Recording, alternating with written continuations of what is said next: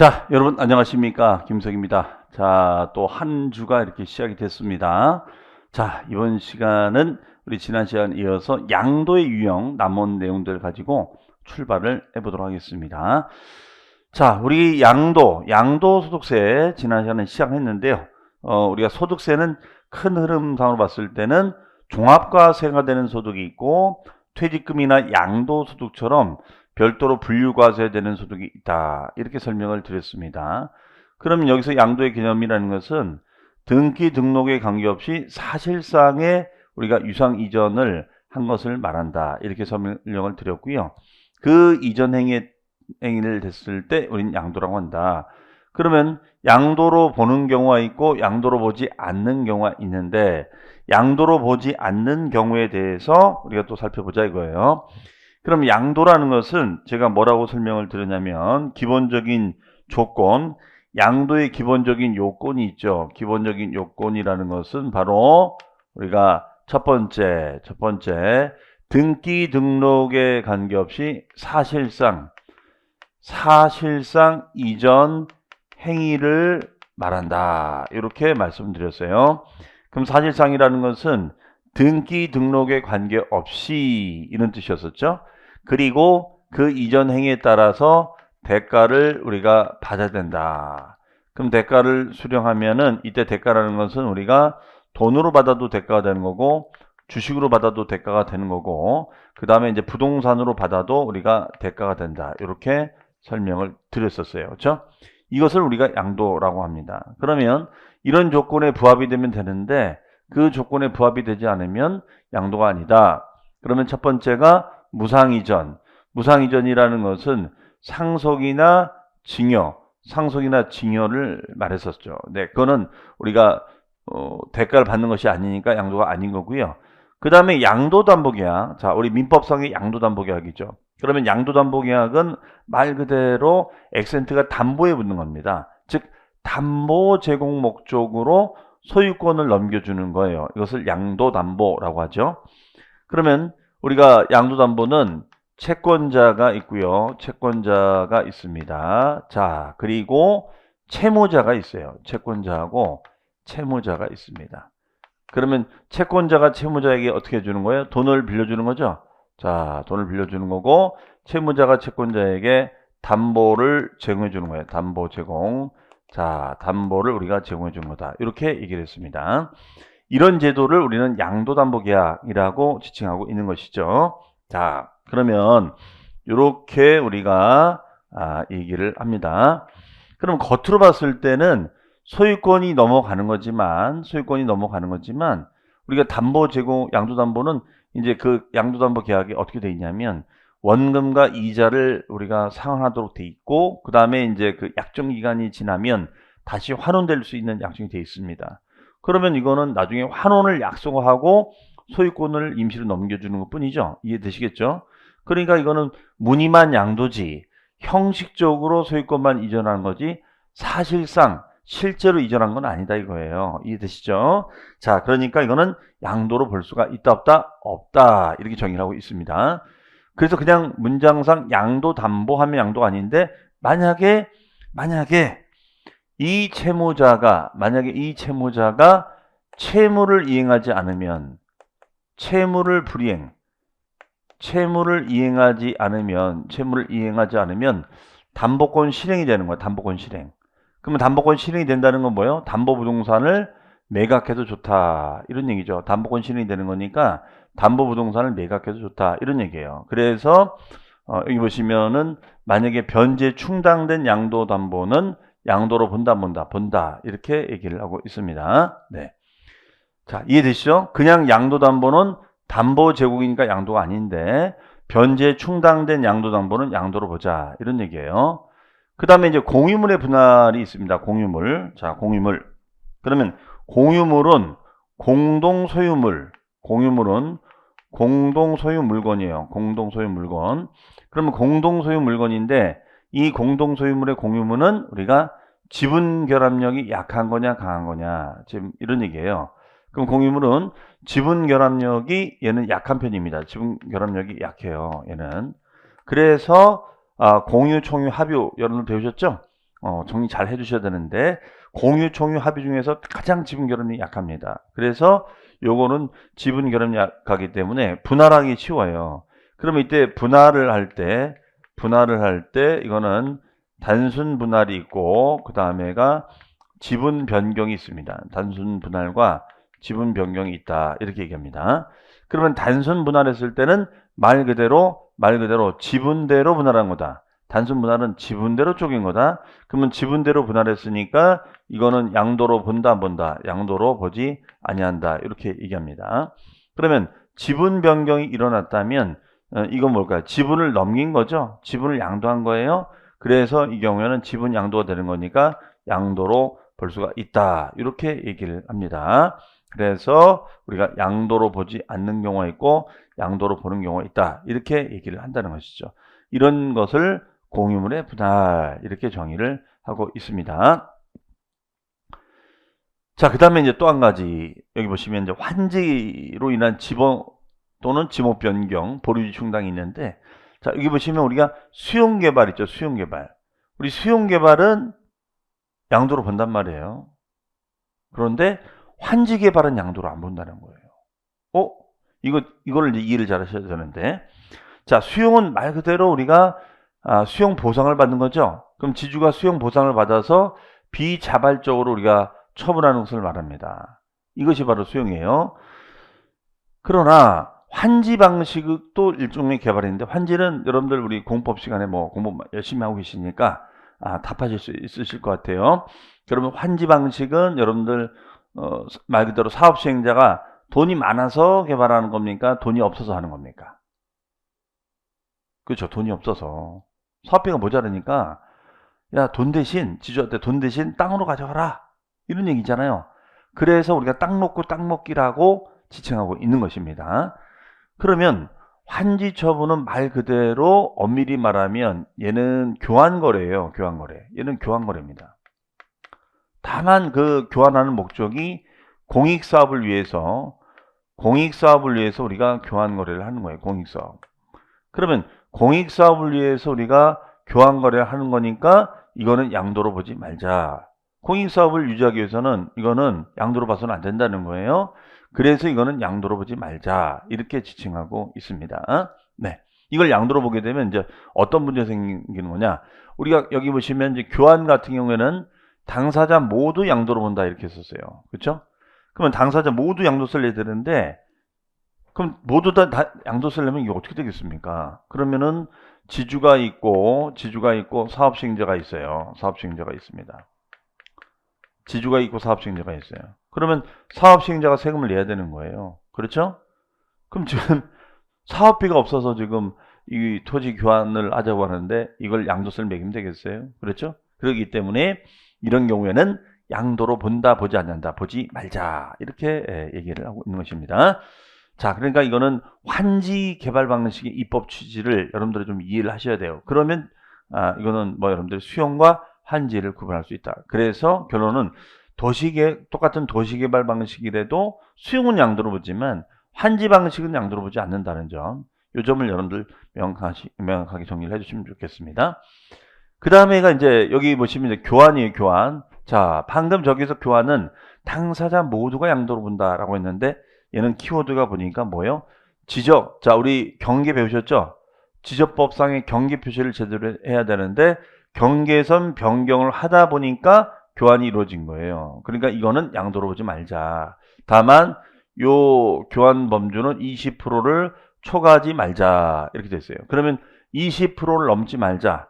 그러면 과다한 차이는 안 된다는 거죠? 네, 20% 범위 내에서만 우리가 양도로 보지 말자. 이렇게 얘기합니다. 그러니까 요 단어가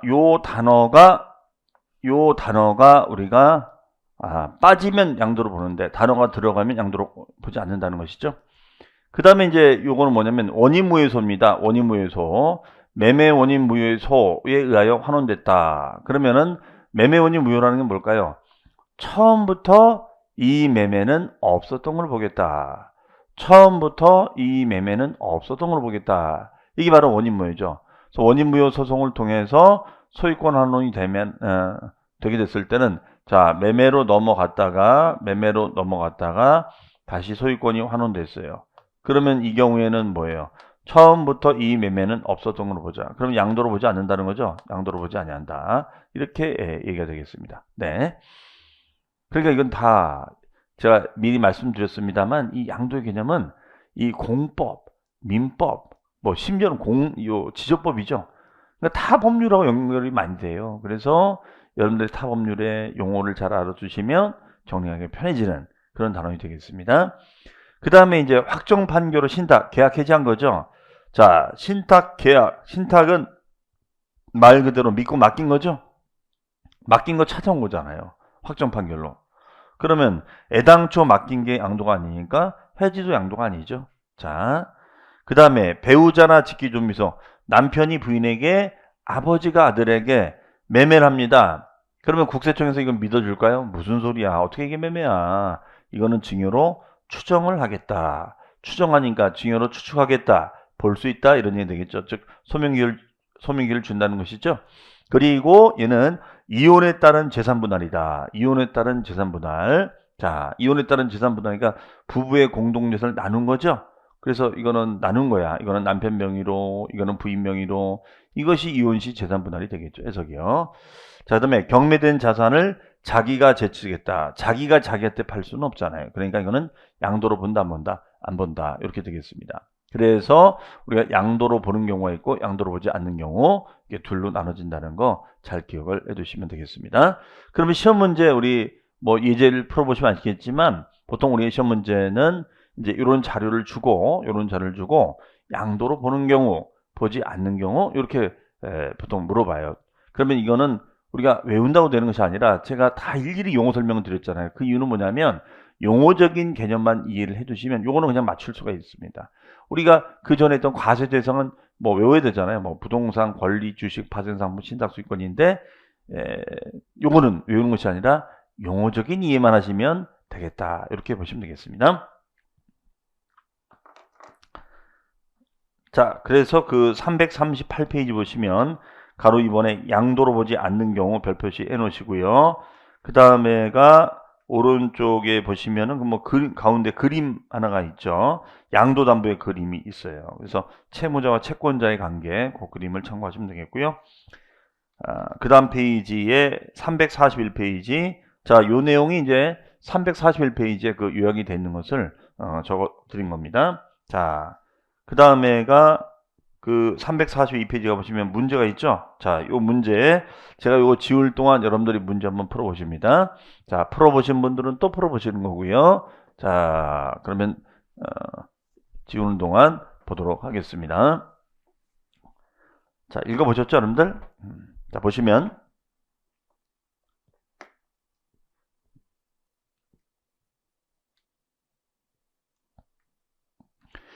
소득세법상 양도에 해당하는 것은 양도, 그렇죠? 자, 양도라는 것은 다시 한번 얘기하지만 소유권을 사실상 이전해주고 그 대가를 받는 거다. 이렇게 얘기를 했어요.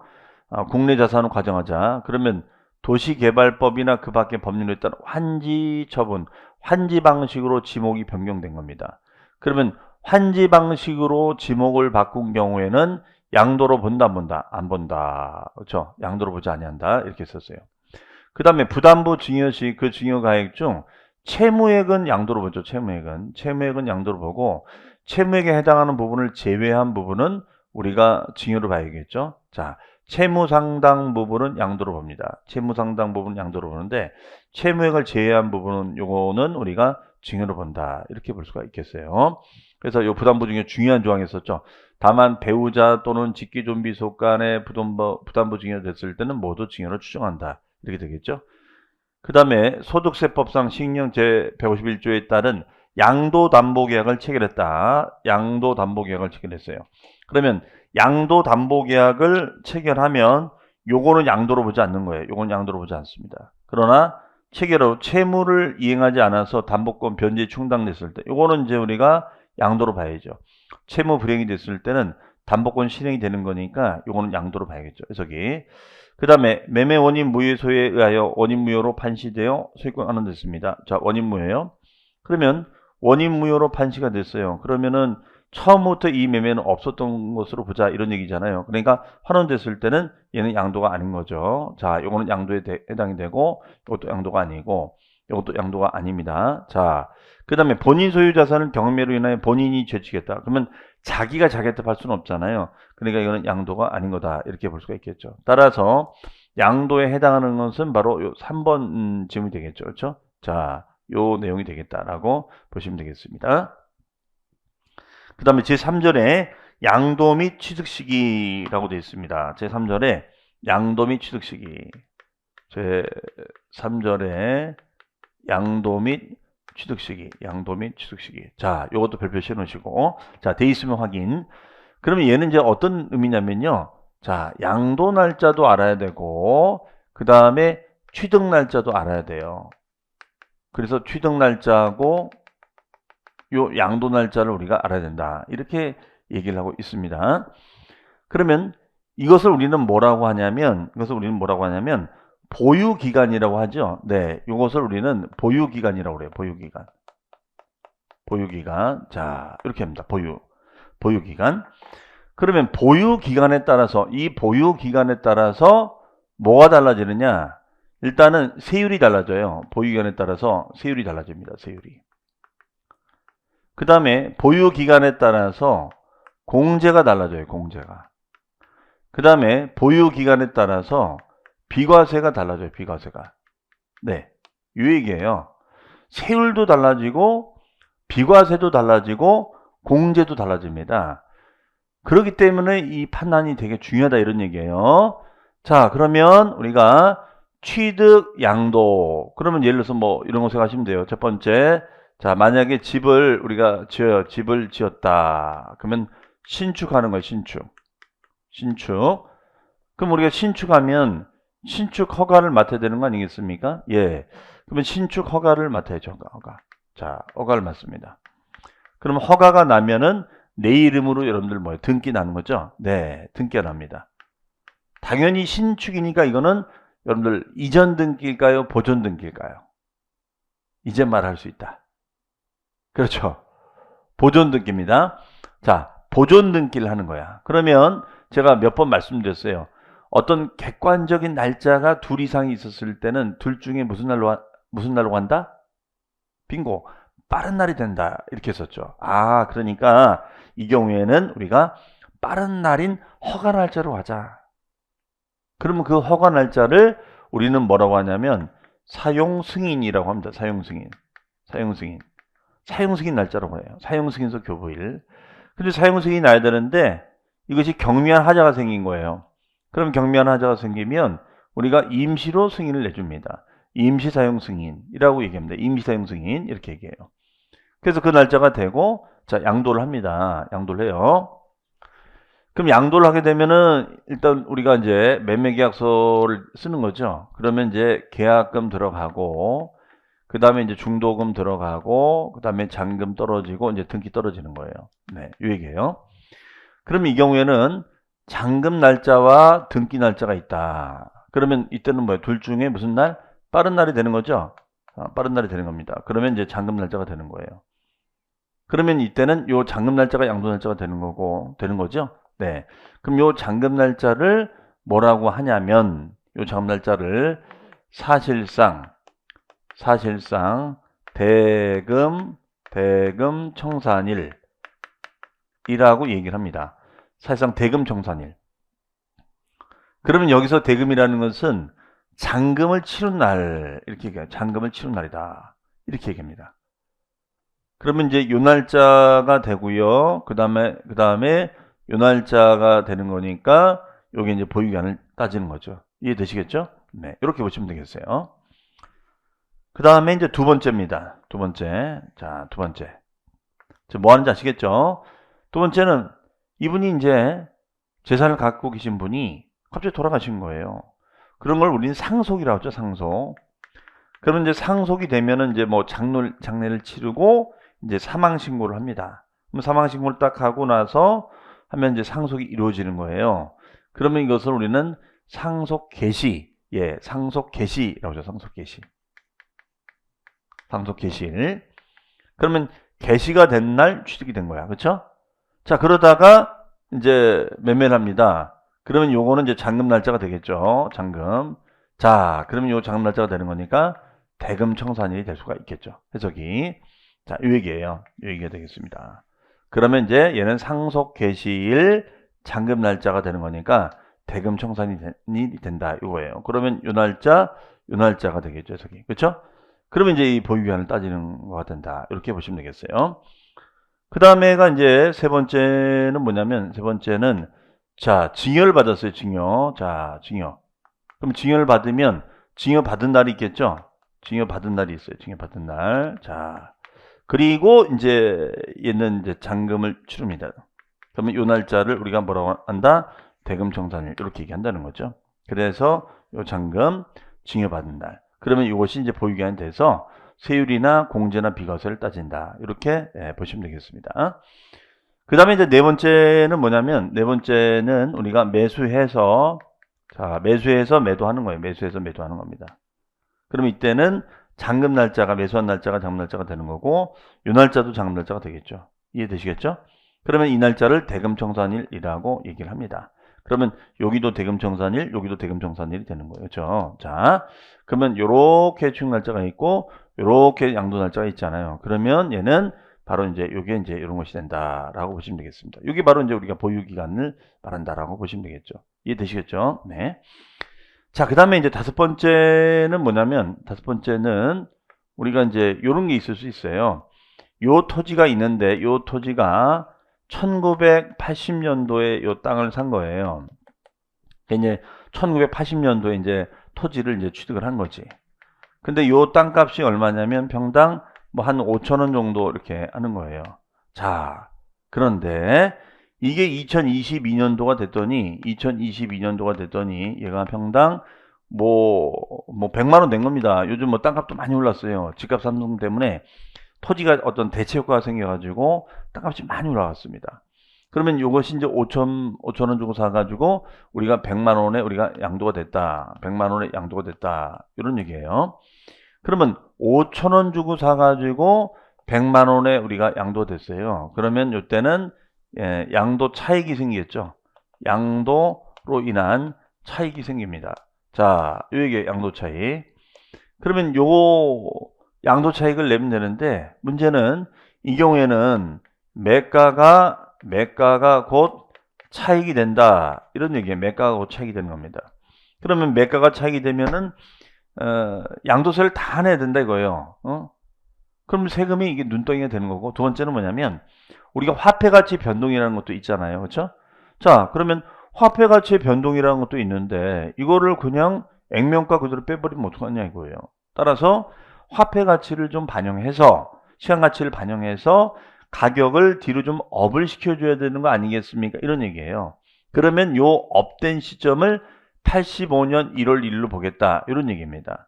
그러면 요 시점의 가격과 요 시점의 가격의 차이로 계산합시다. 이거예요. 그러면 요 85년 1월 1일을 뭐라고 하느냐? 이것을 취득시기 의제라고 얘기하죠. 의제.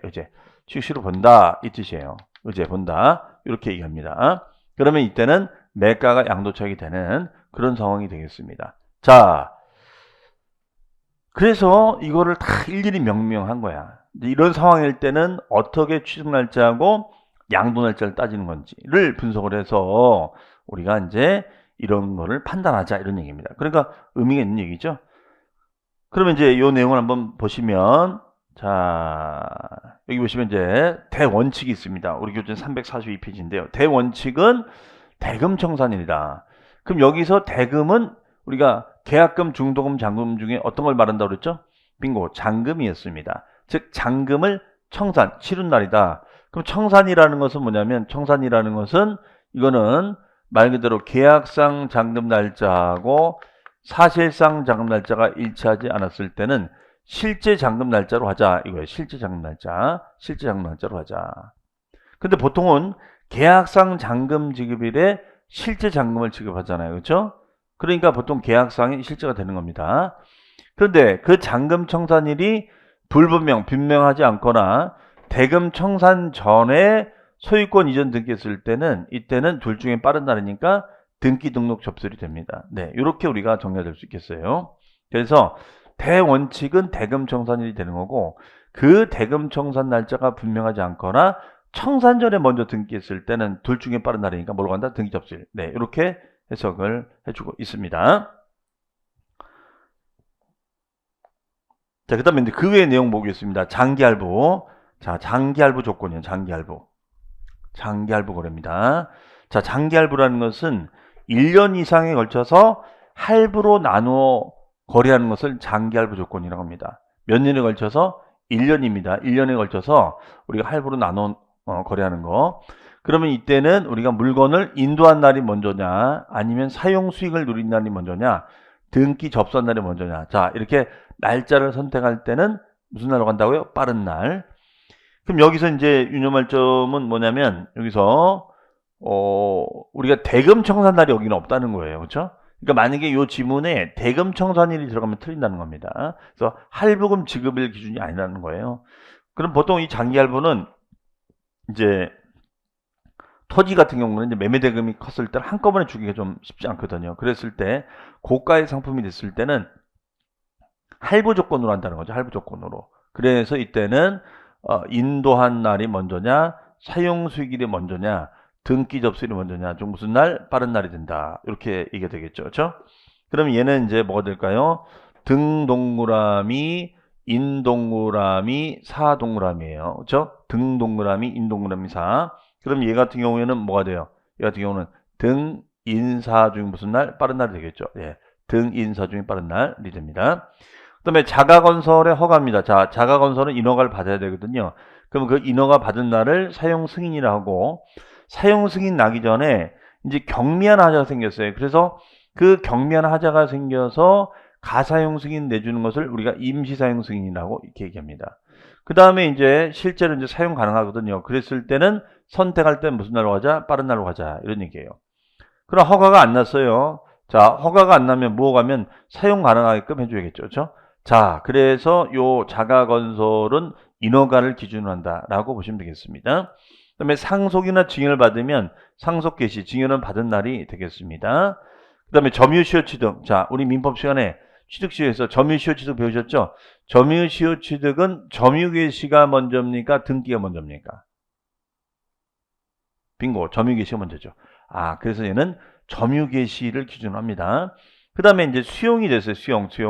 자, 수용은 이제 수용 보상을 받은 건데 수용으로 인해서 대금을 치른 날이 먼저냐 아니면 수용위원회로부터 개시 결정이 먼저냐 아니면 등기 접수일. 자, 이 선택할 때 무슨 날? 빠른 날이 된다는 거. 자, 그럼 얘는 이제 암기하실 때 대동그라미, 수동그라미.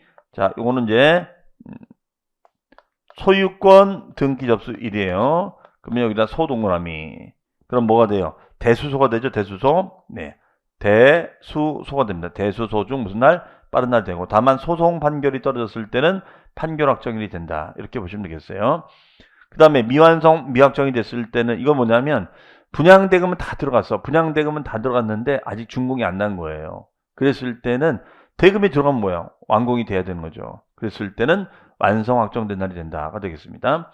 환지 처분 받은 토지. 자, 요거는 이제 여러분들 환지 개념 정리가 되셔야 되는데, 자, 요거는 좀 설명을 드릴게요.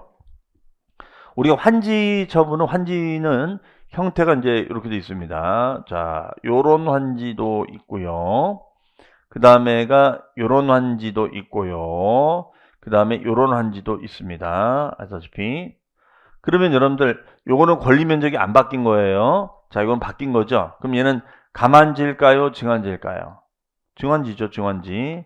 그럼 요거는 무슨 환지예요? 가만지가 되겠죠, 가만지. 자, 그러면 증환지가 되면은 그만큼 토지 면적이 늘어나는 거니까 땅을 샀다는 게 되는 거잖아요. 그렇죠? 가만지가 되면 땅을 처분하게 되는 거죠. 그렇죠? 그래서 요거는 땅을 산 거지. 이건 취득이 된 거고요. 그 다음에 이거는 면적이 준 것만큼 이거는 양도가 된 거죠. 저기. 자, 그러면 증환지, 가만지가 되면 요거는 가만지가 된 만큼 청산금을 받은 거고 증환지는 취득이 된 거예요. 자, 그러면 요거 이런 권리 면적이 변경이 됐단 말이에요. 그럼 권리 면적이 변경이 일어나면 그 변경에 대해서 환지처분 공고를 하도록 돼 있습니다. 변경에 대해서 환지처분 공고를 하도록 돼 있어요. 그러면 이때는 효력 시기가 공고일로 간다, 공고일의 다음 날로 간다. 예, 공고일의 다음 날로 간다. 예, 공고일의 다음 날로 간다. 이 얘기예요. 공고일의 다음 날로 가자. 그래서 다음 날이 키워드가 되겠습니다. 그 다음에 이제 요 한지가 있는데 요 한지 같은 경우에는 권리 면적이 바뀐 거죠. 바뀐 거예요. 그러면 얘가 100제곱미터가 되면 얘도 100제곱미터가 되는 거죠. 예, 요거예요. 그러면 요 한지 받은 땅을 제3자에게 우리가 양도하는 건 제3자 양도. 그럼 제3자에게 양도하면은 돈 받잖아요. 그럼 돈 받는 거니까 얘는 대금을 치른 날이 되는 거예요. 대금 청산이 된다. 자, 요 얘기예요. 요 얘기가 됩니다. 그러면 취득 날짜도 필요하잖아요. 취득 날짜가 언제냐? 그러면 취득 날짜도 필요해요. 그러면 취득 날짜를 어디로 할 거냐? 그러면 요거는 요 시점으로 하는 것이 할 수가 없어요. 왜냐하면 환지가 됐을 때는 양도도 아니고 취득도 아니란 말이에요. 이해하시겠죠? 자, 그러면 얘는 양도도 아니고 취득도 아니야. 그러면 얘는 환지 받은 땅을 팔게 되면 취득 시점을 언제로 해야 되느냐 이거예요. 자, 얘는 요 시점으로 해야 된다는 겁니다. 요 시점. 요 시점으로 해야 된다. 왜 이게 가능하냐면, 자, 환지라는 것은 여러분 가만히 생각해 보세요. 어떻게 배우셨는지 모르겠지만, 환지 처분이라는 것은 말 그대로, 땅 놓고 땅 먹기에, 땅 놓고 다른 땅 가져가는 건데, 즉, 환지가 되는 것은 법리적으로 종전 면적이 가지고 있는 모든 권리와 의무가 승계가 되는 거거든요. 그러면 종전 면적이 가지고 있는 모든 권리와 의무가 승계되는 거니까 곧 얘가 되는 거예요. 그렇죠? 얘가 되는 겁니다. 그러면 요 토지에 취득시가 있어요, 없어요? 있죠. 아, 그러면은 얘는 요 시기를 우리가 원용해도 되지 않겠는가 이거예요. 요 시기를 원용해도 되지 않겠는가. 이해되시겠어요? 그러면은 요 시점을 취득 날짜로 보자 이거예요. 요 시점을 취득 날짜로 보자. 그러면 요 시점이 취득 날짜가 되는 것이 아니라 요 시점으로 보자. 그러면 환지 시점이 아니라 환지 전 취득일 되겠죠. 환지 전 취득일. 네. 환지 전 취득일. 그러면은 요게 이제 요 땅의 취득 날짜가 되는 거고, 그 다음에 이제 요 대금 정산을 따져서 기간 산정하자. 그러니까 이거는 증환지가 뭐고, 감환지가 뭐고, 권리 면적 변동이 없을 때 어떻게 변동이 된다는 것인지 여기 좀 정리가 되셔야 돼요. 자, 그래서 요 내용을 이제 복습하실 때 우리 공법에 또 도시개발법 편에 좀 가보셔서 환지가 뭔지 한번 또 이렇게 같이 비교해서 보시면 조금 도움이 되지 않을까라고 생각을 합니다. 자, 그럼 이제 설명을 다 드렸어요. 그래서 아무런 말이 없으면은 환지 후가 아니라 환지 전이 되는 거고, 다만 면적이 증감됐을 때는 공고가 되고, 이때는 요런 시기가 공고이다 다음 날이다 다음 날 이렇게 얘기를 했습니다. 자, 이것을 우리는 환지라고 얘기한다는 거죠. 이걸 뭐라 한다? 환지라고 얘기하는 거예요. 그 다음에 잔금 청산일이 계약서 다르다 하면 실제로 받은 날로 가고, 부동산에 관한 권리가 확정된 날, 즉 아파트 당첨일 또는 타인으로부터 인수받은 경우에는 사실상 잔금을 치른 날이 된다. 예, 권리를 인수하게 되면 실제, 그러니까 우리가 분양권 같은 거 사는 거죠. 그럼 프리미엄 주고 사는 거니까 당연히 잔금을 치른 날이 되겠죠. 그다음에 경매, 경락. 자, 경매면 경락금이 들어가야 되잖아요. 그럼 경락금이 들어가면 경매대금 완납일이 되겠죠. 자, 어음으로 받으면 이제 어음 준 날이 아니라 어음 결제가 떨어져야 되는 거고, 무효 판결 환원됐을 때는 우리가 환원된 것이 아니라 당초 취득일. 자, 이거는 뭐죠? 자, 매매가 됐어요. 매매가 됐는데 다시 우리가 환원됐습니다. 환원돼요. 그러면 처음부터 이 매매는 없었던 걸로 보자 이거예요. 처음부터 이 매매는 없었던 걸로 보자. 자, 그러면은 이 땅을 우리가 만약에 매도를 하게 된다라고 한다면 이때는 왔다 갔다 한 건 아무것도 아닌 거죠.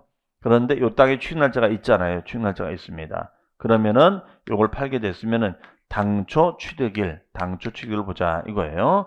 그래서 무효 판결이 됐을 때는 당초 취득일이 된다 이렇게 얘기하고 있습니다.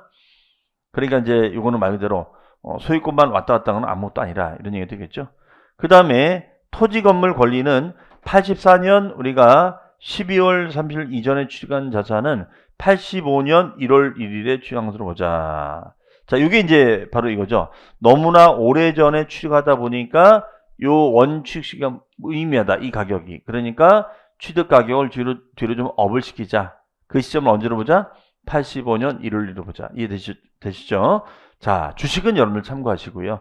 그러면 이제 일일이 다 봤는데, 당연히 시험 문제는 이제 이런 내용을 가지고 이제 O냐 X냐 이런 식으로 이제 이론 문제로 물어보고 있습니다.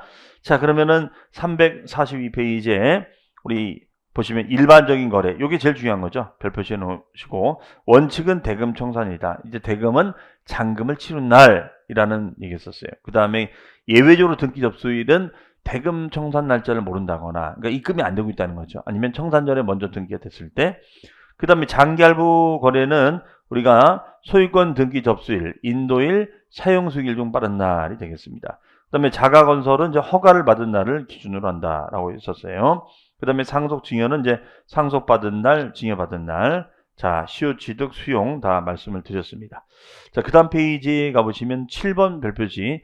환지 방식이 됐을 때는 환지 후가 아니라 환지 전 취득이다. 이렇게 말씀드렸고, 우리가 증환지, 감환지가 됐을 때는 공고 기준 외에 다음 날이 된다. 이렇게 했었어요. 그렇죠?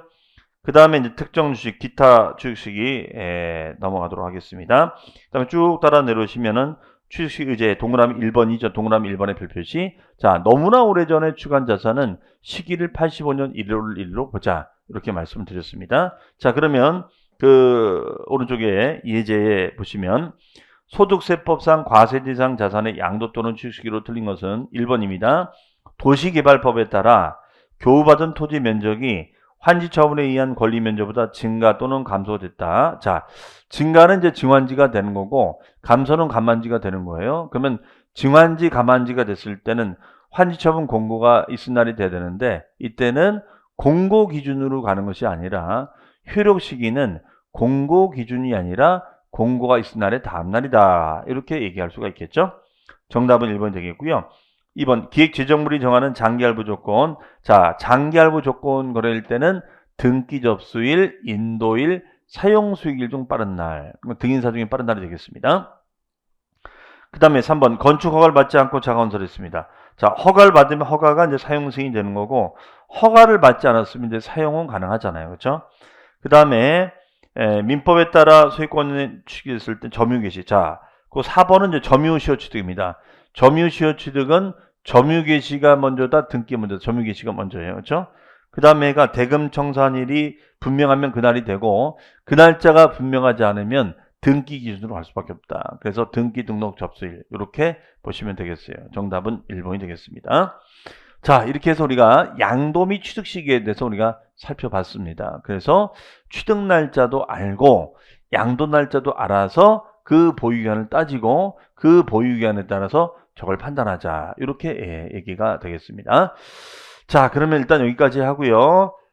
잠시 쉬었다가 이제 양도소득세 비과세가 있습니다. 뭐 가장 중요한 테마 중에 하나니까 그 비과세를 가지고 또 설명을 드리도록 하겠습니다. 자, 잠시 뒤에 여러분 또 찾아뵙겠습니다.